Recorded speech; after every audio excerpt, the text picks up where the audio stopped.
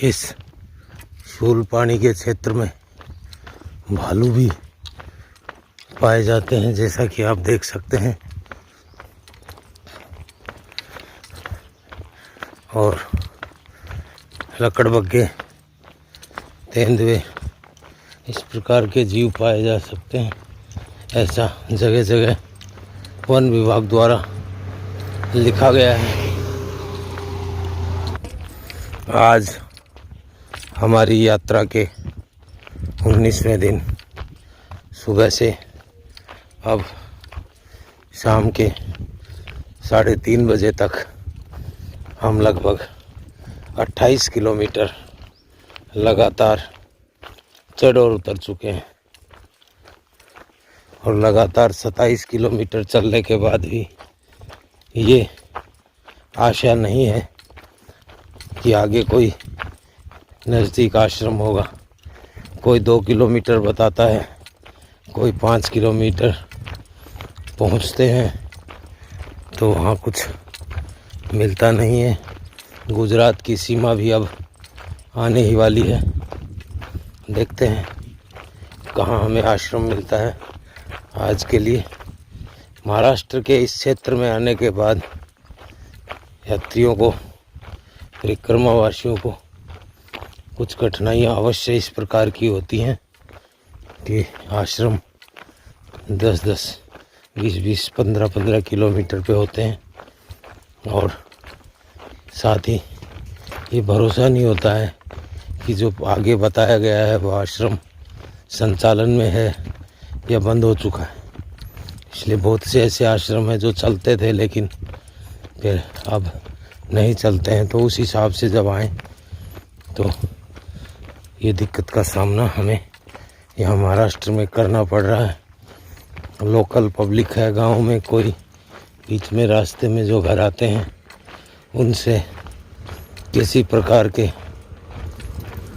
सहयोग की आशा करना बेकार है।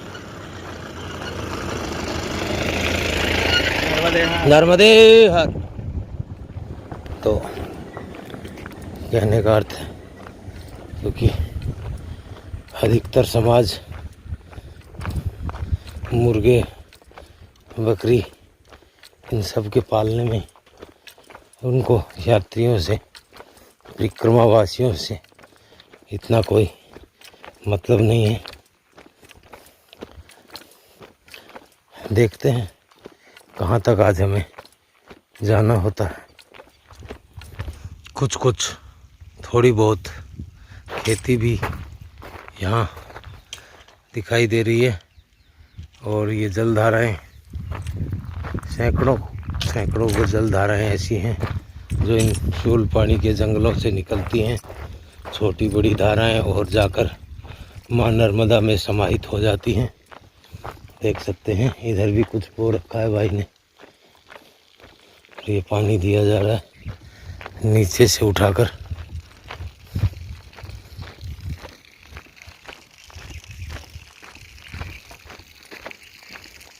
महाराज नर्मदे यार, वो आश्रम कितनी दूर है यहाँ से? 1 किलोमीटर। तो इस प्रकार से आप देख पा रहे हैं ये ग्रामीण क्षेत्र महाराष्ट्र और गुजरात की सीमा से अभी शीघ्र ही, आज तो नहीं लेकिन कल हम गुजरात की सीमा में प्रवेश कर जाएंगे। और अगर आज हमें आश्रम नहीं मिलता है तो हो सकता है कि आज भी हम गुजरात की सीमा में प्रवेश करें। मेरे हिसाब से, मेरे अनुमान से लगभग 10 से 12-15 किलोमीटर तक अब गुजरात की सीमा यहाँ से बची है। 30 किलोमीटर होने पर भी अभी आश्रम हमें नहीं मिला है। हमारे साथ मोनी बाबा जी हैं और 1-2 संत और हैं। जगह से 30 किलोमीटर चलने के बाद भी अभी तक कोई उचित विश्राम स्थल हमें नहीं मिला है।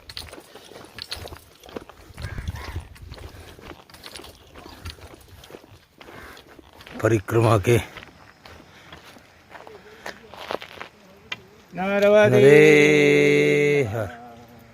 परिक्रमा के ये सुंदर दृश्य, लेकिन आज हम 32 से ज़्यादा किलोमीटर चल चुके हैं और अभी तक किसी आश्रम का कोई अता पता नहीं है। सूर्य नारायण के भी अस्त होने का समय अब निकट आ रहा है। तो आज महाराष्ट्र में हमें वो दिन देखना पड़ा है कि 32 किलोमीटर तक कोई आश्रम, कोई रुकने का स्थान, कोई चाय पूछने वाला हमें नहीं मिला। नर्मदे हर। अब हम गुजरात सीमा के बिल्कुल निकट पहुंच चुके हैं और आज शायद हमें आश्रम कहीं न कहीं गुजरात में ही मिलेगा, ऐसा लग रहा है। महाराष्ट्र में इन परिक्रमा वासियों को पूछने वाला कि खासकर इस स्थान पर मौलगी से बाद में 30 किलोमीटर 33 किलोमीटर हम चल चुके हैं मौलगी से, और हमें कोई पूछने वाला नहीं है। तो ये है स्थिति आज 19वें दिन शाम को हमारी परिक्रमा की।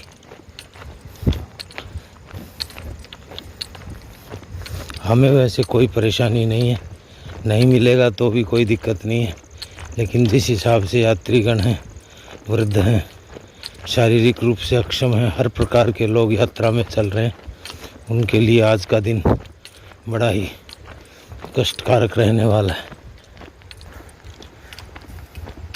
तो अंततः 38 किलोमीटर के लगभग चलने के बाद सामने आप देख सकते हैं ये लाल झंडे, और शायद यही वो आश्रम है जिसके बारे में पीछे गांव वाले बता रहे थे।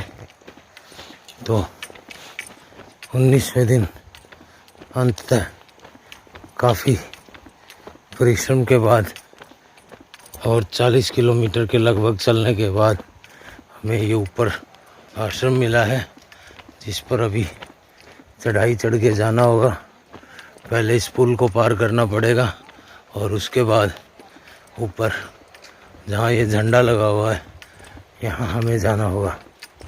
देखते हैं कैसी चढ़ाई, बढ़ते हैं आगे। आप देख सकते हैं ये माँ नर्मदा के किनारे की जलधाराएं जो सैकड़ों की संख्या में इन शूल पानी के जंगलों से होकर माँ नर्मदा में मिलती हैं। सामने ऊपर आश्रम और ये चढ़ाई का रास्ता, देखते हैं, पहुंचने का प्रयास करते हैं। इस प्रकार से इस पुल से उतरने के बाद पीछे शूल पानी के जंगलों को छोड़कर और हम आगे बढ़ रहे हैं अपने आज के आश्रम के। और आज हम 19वें दिन लगभग 40 किलोमीटर चल चुके हैं और ये खड़ा रास्ता सीधा ऊपर आश्रम की ओर जाता हुआ। अभी इसकी चढ़ाई और करनी है, इसलिए इस कैमरे को यहीं बंद कर देते हैं।